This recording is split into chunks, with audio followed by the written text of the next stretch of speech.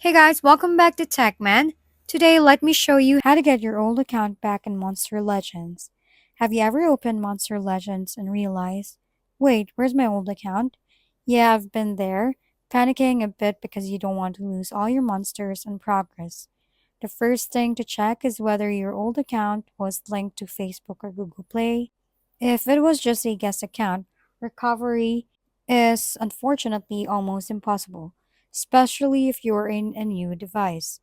Assuming it's linked, open the settings at the top right corner, tap Change Player. This is where the magic happens.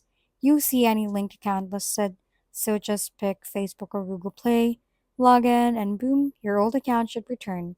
Pro tip: make sure you have access to the email tied to the old account. If that doesn't work, you can always reach out to Monster Legends support. Sometimes they can help recover unlinked accounts, but the linked accounts are always the easiest and safest way to get back into the game.